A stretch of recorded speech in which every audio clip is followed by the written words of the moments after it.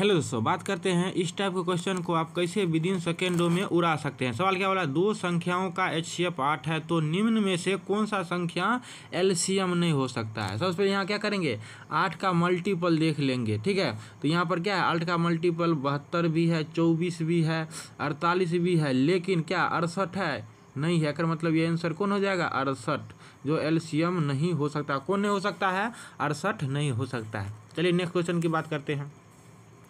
सवाल बोल रहा है, यदि एक वर्ग की भुजा में 20% की वृद्धि होती है तो उसकी परिमाप में कितने प्रतिशत की वृद्धि होगी। तो 20% आपका आंसर आ जाएगा। कैसे आ जाएगा, चलिए हम बात करते हैं। शुरुआत में मान लेते हैं वृद्धि करने से पहले जो है भुजा कितना था, मान लेते हैं 100 सेंटीमीटर। कितना था, 100 सेंटीमीटर।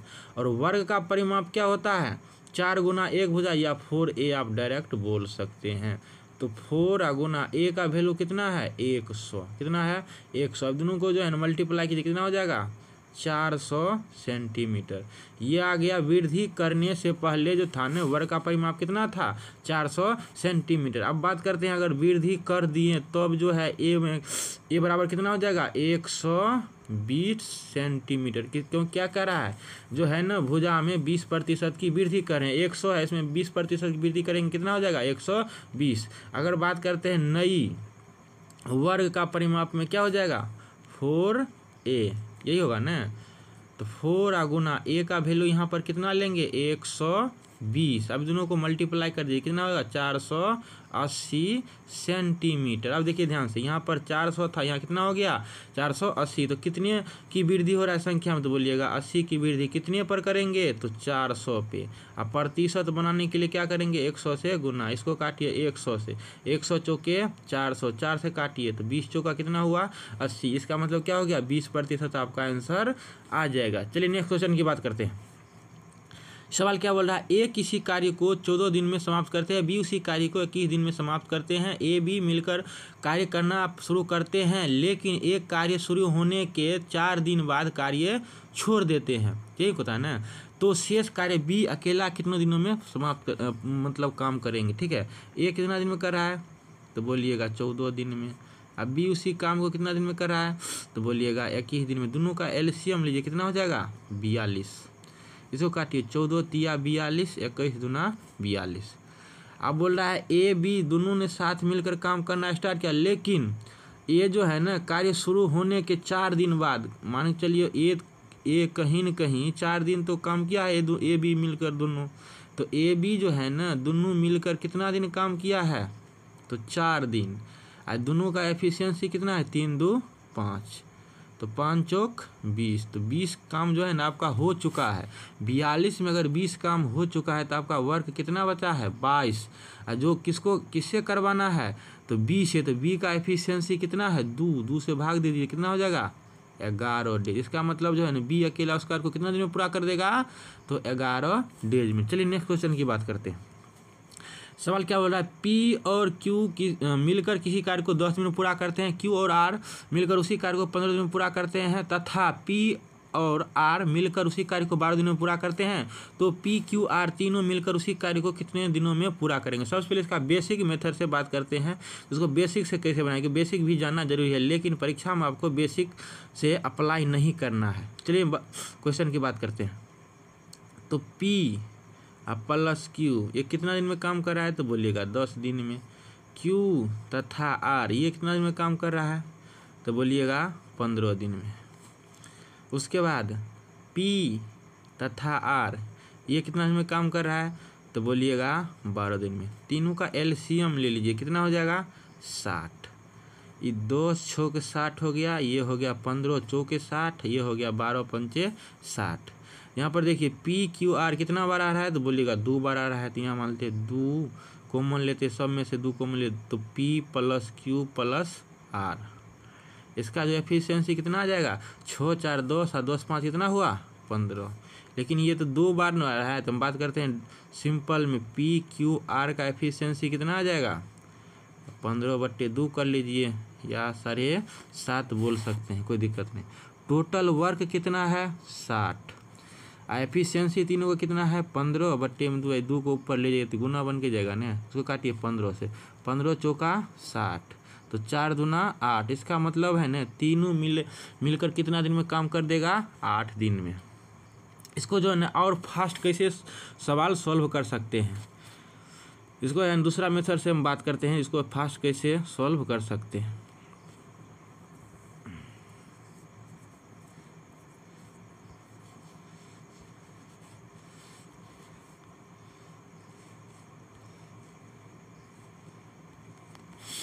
अब जो है ना यहाँ बोल रहा है पी और क्यू किसी काम को 10 दिन में करते हैं, तो यहाँ मान लिए 10, ठीक है। उसके बाद क्यू आर कितने दिन में कर रहा है, तो 15 दिन में। दोनों को एक बार गुना किए, उसके बाद क्या करेंगे, दोनों को ऐड कर देंगे। तो ऐड करेंगे तो 15 और 10 कितना हुआ, 25। इसको आप काटा खोटी कर लीजिए, 5 से काटिए तो 5 25 और 5 तिया 15, 5 से काटिए तो 5 दूना 10। ये कितना हो गया, 6 डेज। 6 डेज कौन चीज़ आया, पी क्यू तथा क्यू आर का वर्क निकल के आ गया कितना दिन, 6 दिन में करेगा, ठीक है। ये आ गया 6 दिन। उसके बाद पी आर कितने दिन में कर रहा है, तो 12 दिन में। अब दोनों को ऐड कर लीजिए, तो 12 6 कितना हो जाएगा, 18। लेकिन ध्यान रखने वाला बात है, पी क्यू आर कितने बार आ रहा है, सब 2 बार है। यहाँ दूसरा क्या करेंगे, गुना कर देंगे। अब इसको काटिए, 6 से 6 त्रिक 18, 3 से काटिए 3 चौक 12, तो 4 दूना कितना हो जाएगा, 8। आप जो है ना इस मेथड से बहुत जल्दी एवं फास्ट सॉल्व कर सकते हैं। आशा करते हैं आप लोग को समझ में आ गया। चलिए नेक्स्ट क्वेश्चन की बात करते हैं। सवाल क्या बोला है, रोहित एक संख्या को 2 से विभाजित करने के बजाय 2 से गुना करता है, तो परिणामी संख्या सही मान से कितना प्रतिशत है। तो मान लेते वो संख्या कितना है, 4। क्या है, 4। अब 4 में जब 2 से क्या करेंगे, विभाजित करेंगे तो कितना आ जाएगा, 2।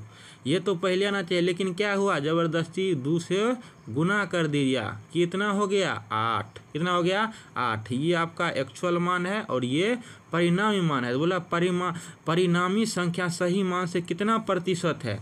ये आप देखिए डायरेक्ट, ये 2 से कितना टाइम्स हो रहा है, तो बोलिएगा 4 टाइम्स। उसी प्रकार जो है ना, अब 100% का 4 टाइम्स कर दीजिए, कितना हो जाएगा, 400% आपका आंसर आ जाएगा, ठीक है। चलिए नेक्स्ट क्वेश्चन की बात करते हैं। सवाल क्या बोल रहा है, एक वर्ग का परिमाप और एक वृत्त की परिधि समान है। यदि वृत्त का क्षेत्रफल 1386 सेंटीमीटर स्क्वायर हो तो वर्ग का क्षेत्रफल ज्ञात करें। सवाल बहुत हल्का। सबसे पहले क्या बोल रहा है, वर्ग का परिमाप। तो वर्ग का परिमाप क्या होता है, 4 गुना 1 हो जाएगा 4a। उसके बाद वृत्त का परिधि बोले परिमाप बोले दोनों एक क्या बात है।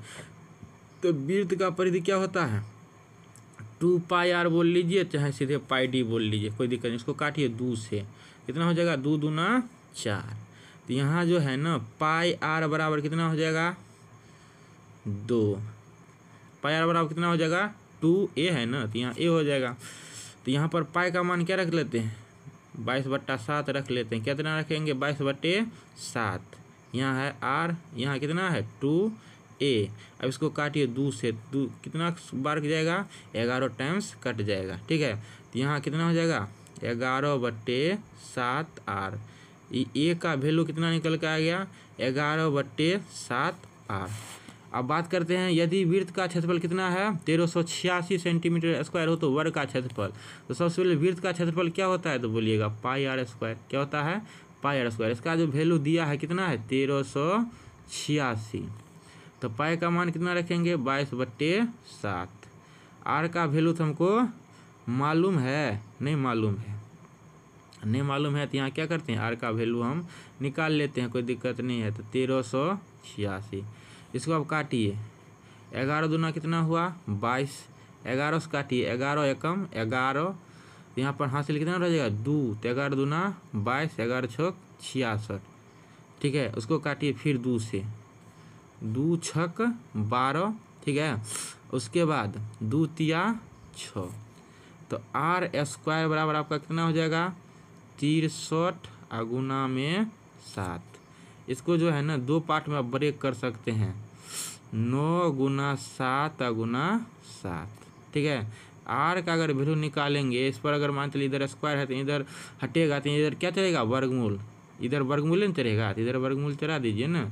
तो यहाँ पर देखिए ध्यान से, ये 2 3 है तो एगो 3 बाहर आ जाएगा, या 9 का वर्गमूल डायरेक्ट कितना होता है, तो बोलिएगा 3, और 2 7 पर एगो 7 बाहर। तो ये r बराबर कितना निकल के आ गया, 21 सेंटीमीटर। कितना निकल गया, 21 सेंटीमीटर।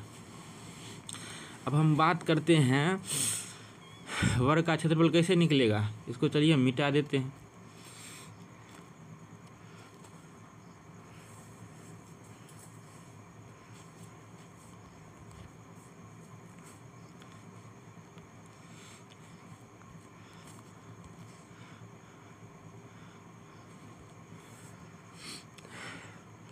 तो वर्ग का क्षेत्रफल क्या होता है, भुजा का स्क्वायर। यहाँ पर ए तो हमको मालूम नहीं है, लेकिन अभी अभी जो निकाल के गए हैं 11/7 आर, ये किसका वैल्यू था, ए का वैल्यू था, ठीक है। तो अभी अभी आर का वैल्यू निकाले थे, कितना निकला था, तो बोलिएगा 21। कितना निकला था, 21। तो आप 21 से गुना कर दीजिए ना, इसको काटिए 7 से, तो 7 तिया 21। तो ए बराबर अब कितना हो जाएगा, 33। कितना हो जाएगा, 33। तो ए का वैल्यू कितना है, 33, और 33 का जब आप स्क्वायर कीजिएगा कितना हो जाएगा, 289। ठीक है, यही आपका आंसर आ जाएगा। या नहीं तो आप इतना जो है ना, इतना नहीं भी बनाते हैं तब पर भी आपका आंसर आ जाता है। सिर्फ जो है ना, यहाँ जब भी पाई का अगर बात करें, क्या बात करें, पाई का, यहाँ पर 22 क्या आता है, 7 आता है। तो आप जो है ना 11 का मल्टीप्लाई आप चेक कर सकते थे। यहाँ देखिए 9 में 0 0 कितना होगा, अल्टरनेट संख्या के यहाँ पर क्या करते हैं, ऐड करते हैं, यहाँ हो जाएगा 9। उसी प्रकार 8 में कितना हो जाएगा, 8 में जब 1 जोड़ेंगे कितना हो जाएगा, 9, और 9 में 9 जब घटाएंगे कितना हो जाएगा, 0। इसका मतलब जो है ना, ये 11 से पूरी मतलब विभाजित है कर, मतलब क्या है, यही आंसर हो जाएगा। चलिए नेक्स्ट क्वेश्चन की बात करते हैं। सवाल क्या बोल रहा है, P अनुपात Q अनुपात R, इसमें दिया है 5:3:6। बोल रहा है P/Q अनुपात Q/R अनुपात R/P का अनुपात क्या होगा। सवाल बहुत हल्का है, जो अनुपात में दिया है उसी को हम लिख लेते हैं। तो P का वैल्यू अनुपात में कितना दिया है, 5, ठीक है। उसके बाद Q का वैल्यू 3, फिर अनुपात, यहाँ पर Q का वैल्यू कितना दिया है, तो 3। उसके बाद R का वैल्यू 6, फिर अनुपात, उसके बाद R का वैल्यू 6 और P का वैल्यू अनुपात में 5। आप जो है ना, ये आ गया, आप इसको जो है ना एलसीएम लेकर ही बना सकते हैं, लेकिन इसमें जो है बहुत समय लगेगा। आप देखिए 3, 6 और 5 से कटने वाला एक ऐसा संख्या चुनिए जो है ना, ये यहाँ से नीचे से हम हर ख़त्म करें। हम मान लेते वो संख्या कितना है, 30 है, मान लेते हैं। तो यहाँ कितना है, 5/3। इसमें क्या करेंगे, 30 से गुना। इधर भी 3/6 है, यहाँ भी क्या करेंगे, 30 से गुना। यहाँ भी 6/5 है, यहाँ भी क्या करेंगे, 30 से गुना। काटिए 3 से, तो 3 दहें के 30, 6 से काटिए 6 पंचे 30, 5 से काटिए 5 6 30। अब गुना कर लीजिए, कितना हो जाएगा, 10 5 50 अनुपात 5 तिया 15, फिर अनुपात 6 6 1 36। यही आपका आंसर आ जाएगा। चलिए नेक्स्ट क्वेश्चन की बात करते हैं।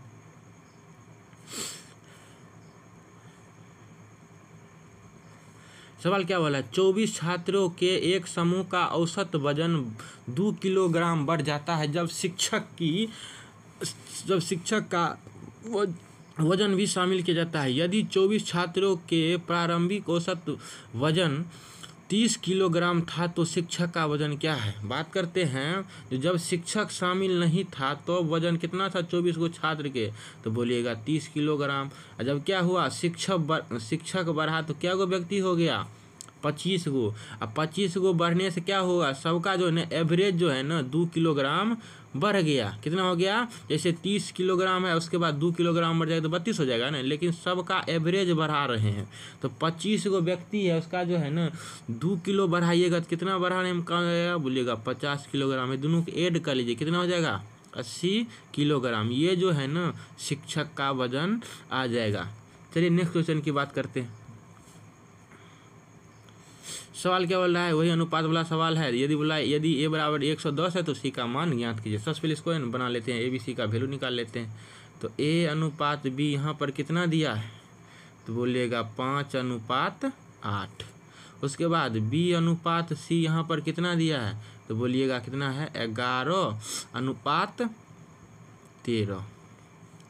अब इसको जो है ना आप इस प्रकार से गुना भी कर सकते हैं, लेकिन यहाँ पर खाली है तो क्या करें, यहाँ 11 से गुना करें तो यहाँ 11 रख लीजिए, कोई दिक्कत नहीं है। यहाँ भी जो है ना इसको 8 में 13 से गुना करते हैं नियम के अनुसार, यहाँ अगर 8 लिख देंगे तो कोई दिक्कत नहीं होगा। तो ये आपका ABC का अनुपात निकल के आ जाएगा। कितना आने देगा, 11×5 = 55, अनुपात 11×8 = 88। उसके बाद 13 में 8 से गुना करेंगे कितना होगा, 104। सवाल बोल रहा है 55 का जो है ना ये A का वैल्यू यहाँ पर दिया है कितना, 110। मतलब 55 से कितना टाइम्स हो रहा है, तो बोलिएगा 2 टाइम्स। कितना टाइम्स हो रहा है, 2 टाइम्स। कितना हो जाएगा, 110। उसी प्रकार जो है ना बोल रहा C का वैल्यू कितना है, तो C का वैल्यू अभी शुरुआत में कितना है, 104। यहाँ 2 से गुना किए तो यहाँ भी क्या करेंगे, 2 से गुना कर देंगे, कितना होगा, 208। आपका आंसर आ जाएगा ऑप्शन नंबर A। आपको वीडियो अच्छा लगे तो वीडियो को लाइक और चैनल को सब्सक्राइब जरूर करें। Thank you.